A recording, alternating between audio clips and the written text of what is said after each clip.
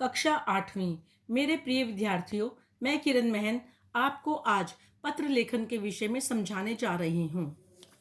अपने विचारों को दूसरों तक पहुँचाने के सबसे आसान एवं सरल साधन का नाम है पत्र। पत्रों के माध्यम से जितनी सरलता से हम अपने विचारों को दूसरों तक पहुंचा सकते हैं, जितनी आसानी से पहुंचा सकते हैं, अन्य किसी साधन से नहीं पहुंचा सकते।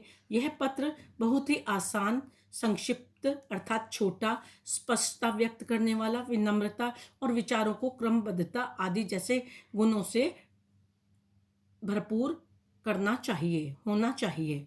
पत्र 4 प्रकार के होते हैं। पारिवारिक पत्र, जिसमें हम सगे संबंधियों मित्रों से पत्र लिखते हैं, ये बधाई पत्र होते हैं, शोक पत्र होते हैं और निमंत्रण पत्र भी होते हैं।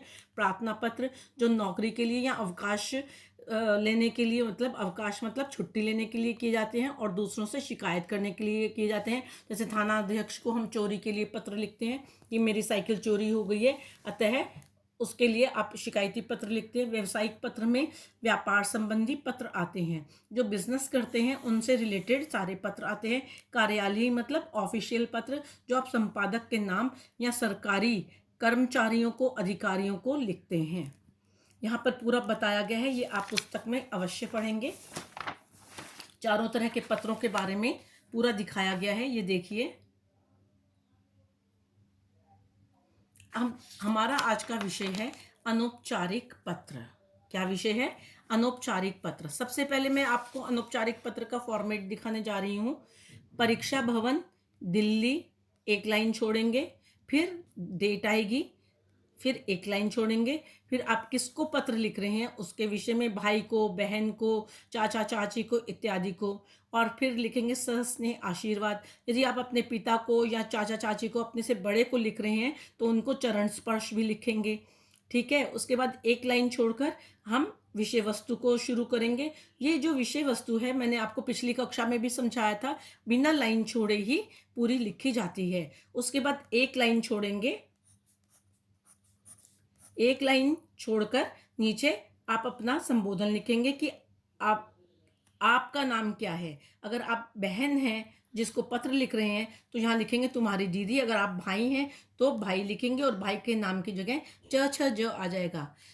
सरल जीवन में तो हम एड्रेस वगैरह लिखते हैं और यहाँ पर नाम लिख लेते हैं, किंतु परीक्षा वाले जीवन में जब हम परीक्षा कर रहे होते हैं तो हमें परीक्षा भवन वगैरह और च छ ज नाम के जगह लिखना होता है। अब हम आपको दिखाएंगे कि इस पत्र में कौन कौन से 2 पत्र करने हैं। पेज नंबर 200 और 201 के 2 पत्र हैं जो आपको पुस्तक में करने होंगे। समय के सदुपयोग और परिश्रम के महत्व को समझाते हुए छोटी बहन को पत्र लिखेंगे। परीक्षा भवन दिल्ली, डेट लिखेंगे, फिर लाइन छोड़ देंगे। प्रिय बहन क ख ग, सस्नेह आशीर्वाद। मुझे तुम्हारे मित्र का पत्र मिला। पढ़कर यह ज्ञात हुआ कि तुम आने वाली वार्षिक परीक्षा के लिए ना तो परिश्रम कर रहे हो और ना ही समय का उचित उपयोग कर रहे हो। बहन, मैं तुम्हें यह बताने का प्रयत्न कर रही हूँ कि जो भी कार्य हो उसे उचित समय पर मन लगाकर कर लेना चाहिए।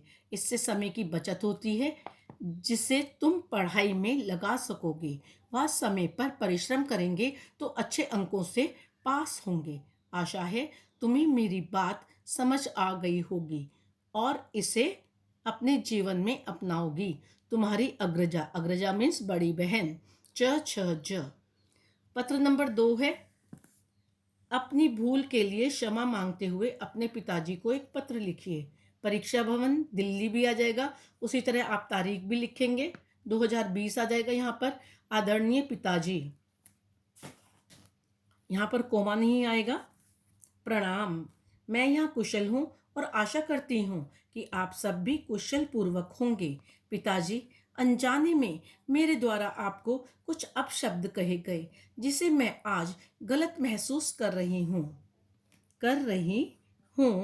और आपसे उसके लिए माफ़ी मांगती हूँ। भविष्य में मैं पुनः ऐसी गलती नहीं करूँगी या दोहराऊँगी। कृपया मुझे मेरी गलती के लिए क्षमा कर दें। यहाँ पर लाइन नहीं छोड़नी है। आपका या आपकी आज्ञाकारिणी पुत्री यदि आपका निबंध यहाँ खत्म हो जाता है, सॉरी, पत्र यहाँ पर खत्म हो जाता है, तो आप उसी के नीचे लिख देंगे आपकी आज्ञाकारिणी पुत्री क ख ग। ठीक है, यहाँ पर लाइन ने छोड़ने का मतलब ये था कि पत्र आप बढ़ा भी सकते हैं। यदि आपका पत्र यहीं खत्म होता है तो इसके बिना लाइन छोड़े ये आपका नीचे वाला हिस्सा जो है ऊपर आ जाएगा। आशा है आपने मेरे पत्र लेखन को अच्छी तरह से समझ लिया होगा और ये दोनों विषयों को आप अपनी पुस्तक में ही पेंसिल के साथ लिखेंगे। धन्यवाद।